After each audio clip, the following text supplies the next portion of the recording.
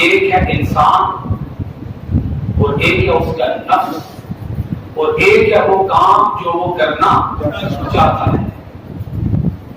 اب اگر آپ سارے حضرات بڑی خاص توجہ کے ساتھ یہ بات سماعت فرمائیں تو ہو سکتا ہے کہ یہ بات کسی کے من میں اتر جائے اور اثر کر جائے. شہوت یعنی خواہش یا لذت، شہوتیں اور خواہشیں یہ بادشاہوں کو غلام بنا دیتی ہیں. جملہ پھر ریپیٹ کر رہا ہوں، دو جملے میں نے بولنے ہیں اور ان کو میں ذہن نشین کرانا ہے. خواہشیں بادشاہوں کو غلام بنا دیتی ہیں. اگر آپ تھوڑا سا ساتھ بول دیں تو آپ کی بڑی مہربانی ہوگی. میں کیا کر رہا ہوں؟ خواہشیں بادشاہوں کو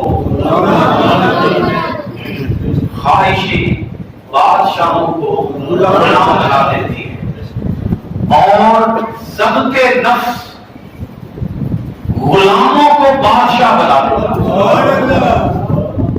پھر سنیے اس کی چاشنی، اس کی لذت حاصل کریں.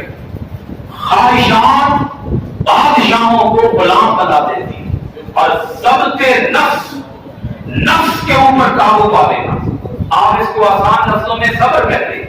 صبر کر لینا، اپنے آپ کو برائی سے روک لینا.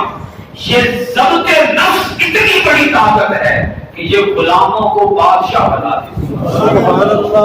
ضبط نفس غلاموں کو خواہشات، لذات اور شہوات بادشاہوں کو غلام بنا دیتی ہے اور ضبط نفس غلاموں کو بادشاہ بنا دیتی ہے. اب آؤ قرآن کی آیت سنو، رب کیا فرماتا ہے. اللہ پاک قرآن مجید کے اندر اہل ایمان کو خطاب کرتا ہے. یا ایھا الذین آمنوا اتقوا اللہ، اے ایمان والو اللہ سے ڈرو. ولتنظر نفس ما قدمت لغد، اے ایمان والو اللہ سے ڈرو اور ہر انسان کو چاہیے کہ وہ یہ سوچے کہ اس نے کل کے لیے کیا تیار کیا ہے. اللہ پاک نے بڑا آسان سا نسخہ بتا دیا، بڑا آسان سا فارمولہ بتا دیا، کوئی لمبی چوڑی بات نہیں کی. فرما دیا اگر جنت لینا چاہتے ہو تو اس کا صرف آسان سا طریقہ یہ ہے، وَأَمَّا مَنْ خَافَ مَقَامَ رَبِّهِ، جو ڈر گیا اپنے رب کے حضور کھڑا ہونے سے، وَنَهَا النَّفْسَ عَنِ الْهَوَىٰ، اور جس نے اپنے نفس کو خواہش سے روک لیا. نفس کو رب کے حضور کھڑا ہونے سے ڈر گیا اور نفس کو خواہش سے روک لیا. فَإِنَّ الْجَنَّةَ هِيَ الْمَأْوَىٰ، اس کا ٹھکانہ جنت ہے. اسے جنت سے کوئی چیز روک نہیں سکتی. دنیا کی کوئی طاقت اسے جنت میں جانے سے روک نہیں سکتی، رکاوٹ نہیں بن سکتی. کوئی چیز مانے نہیں رہی. دو کام کر لو، رب نے کتنا آسان کام کر دیا. دو کام تم کر لو، جنت کی ضمانت تمہیں تمہارا پروردگار عطا کرے. ایک کیا ہے؟ رب کے حضور کھڑا ہونے سے ڈر جاؤ اور دوسرا نفس کو خواہش سے روک لو. نفس کو خواہش سے روک لو. حضور غوث العظم رحمۃ اللہ تعالی علیہ آپ ارشاد فرمایا کرتے تھے، رمضان کا مہینہ یہ سب سے مفید مہینہ ہے نفس کو قابو میں کرنے کے لیے. اس کو نفس کو اپنی قید میں کرنے کے لیے، نفس کو مسخر کرنے کے لیے، نفس کی تسخیر کرنے کے لیے، نفس کو اپنے ماتحت کرنے کے لیے، اپنے پابند کرنے کے لیے سب سے بہترین مہینہ بولیے کون سا ہے؟ اور آگے حضور غوث العظم فرماتے ہیں اگر کوئی رمضان کے مہینے میں بھی نفس کو قابو میں نہ کر سکا تو پھر اسے اور کوئی وقت میسر نہیں آئے گا، اور کوئی مہینہ میسر نہیں آئے گا، اور کوئی اس سے بہتر موقع نہیں ہوگا کہ وہ اپنے نفس کو قابو میں کر سکے. یعنی جو رمضان میں نفس کو ناکام کرنے، نفس کو قابو کرنے میں ناکام ہو گیا، وہ ہمیشہ ہمیشہ کے لیے نفس کو قابو میں کرنے کے لیے وہ کبھی نفس کو قابو میں نہیں کر سکتا. ایک قدم نفس پہ رکھو، اگلا قدم جنت میں چلا جائے. رکھ کے تو دیکھو کبھی نفس پہ. آپ یقین جانیے ہم نے زندگی جوانی ساری کی ساری اپنی پوری زندگی اپنا پورا ماضی اس نفس کی مانتے مانتے گزار دی. جو نفس کہتا ہے ہم وہی کرتے, کبھی نفس کی بات ٹالتے ہی نہیں ہیں. یہ نفس ضدی بچے کی مانند ہے, جیسے باپ یا ماں باپ اولاد اپنے بچوں کی باتوں کو مانتے ہیں نا, بتائیں مانتے ہیں نا. اسی طرح انسان بھی نفس کی باتوں میں آ جاتا ہے.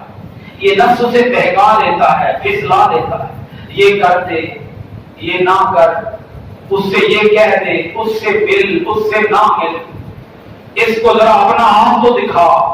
اندر سے نفس آواز دیتا ہے کہ نہیں دیتا؟ اس کو ذرا لگانا ایک پٹکار, اسے پٹک ایک تھپڑ زور کا, اسے پتا چلے کہ تیرے اندر کتنی تباہ ہے, تو تھپڑ ذرا زور. اندر سے بولتا ہے, نفس بولتا ہے, آواز دیتا ہے. کبھی سنیے آپ نے نفس کی آواز جی؟ اور کامیاب وہ لوگ ہیں جو آگے سے نفس کو سناتے ہیں, نفس کی سنتے نہیں ہیں, نفس کو سناتے ہیں, نفس کی مانتے نہیں ہیں, نفس سے اپنی بات منواتے ہیں. اور اسی طرح اللہ کے رسول علیہ السلام نے فرمایا, اللہ تعالیٰ جب بندے پر بھلائی کا ارادہ فرماتا ہے, اللہ تعالیٰ اپنے بندے کے لیے جب بھلائی کا ارادہ فرماتا ہے تو اسے اس کے نفس کے عیوب دکھا دیتا ہے, نفس کی برائیوں سے آگاہ کر دیتا ہے, وہ اپنے نفس کو پہچان دیتا ہے اور وہ اپنے نفس کو اپنے قابو میں کر دیتا ہے. یعنی جو انسان نفس کو اپنے قابو میں کر لے اس پر اللہ کا کرم ہو گیا, اس پر مولا کا کرم ہو گیا. یہ بات میں نے 12 مرتبہ پہلے بھی عرض کی ہے, ایک بار پھر اس کو دہرا رہا ہوں موضوع کی مناسبت کے اعتبار سے. مت سمجھیے جس کے پاس پیسے ہیں وہ کامیاب, مت سمجھیے جس کے پاس کوٹھی ہے, بنگلہ ہے, گاڑی ہے, بینک بیلنس ہے, عہدہ ہے, جاب ہے, جس کے پاس بڑے بڑے مناصب ہیں اور جس کی بڑی معاشرے کے اندر عزت ہے, مت سمجھیے کہ اس پر اللہ راضی ہے. نہیں, ہو سکتا ہے اللہ راضی ہو سکتا ہے اللہ ناراض ہو, دونوں امکانات ہیں. لیکن وہ شخص جس نے اپنے نفس کو قابو میں رکھا ہوا ہے, کپڑے بھلا پھٹے پرانے ہی کیوں نہ ہو, حالت بھلا غیر ہی کیوں نہ ہو, معاشرے کے اندر اس کو کوئی وقار, عزت, منزلت, اسے کوئی قدر, کوئی شہرت حاصل ہو یا نہ ہو, جس نے نفس قابو میں کر لیا اس نے دنیا کو بھی کامیاب بنا لیا, آخرت کو بھی کامیاب بنا لیا. یہ اتنی بڑی دولت ہے کہ اس سے بڑی اور کوئی دولت نہیں. نفس کے بڑے عجیب سے حملے ہوتے ہیں. تکبر نفس کا حملہ ہے, حسد نفس کا حملہ ہے, ریاکاری نفس کا حملہ ہے, اپنی شہرت نفس کا حملہ ہے, خود پسندی میں کتنا اچھا لگتا, میں کتنا حسین ہوں, اسے عجب پسندی کہیں یا خود پسندی کہیں, یہ بھی نفس کا بہت بڑا حملہ ہے. تو نفس انسان سے طرح طرح کے, انسان گھر سے چل پڑا نا, جب میں گھر سے چلا مثال کے طور پر, اب اندر خیال آ رہا ہے میں کتنا بڑا علامہ ہوں, کتنا بڑا فہامہ ہوں, ابھی مسجد میں جاؤں گا میرا پروٹوکول ہوگا, لوگ میرے لیے کھڑے ہو جائیں گے, استقبال کریں گے, وغیرہ وغیرہ وغیرہ. بس یہ نفس کے حملے شروع ہو گئے. نفس کے حملے, نفس 24 گھنٹے حملہ آور رہتا ہے, انسان کو پچھاڑتا ہے, گراتا ہے, اور انسان کو عروج سے اٹھا کر زوال کی طرف لے مارتا ہے. اگر انسان اپنے نفس پر قابو نہ پا سکے,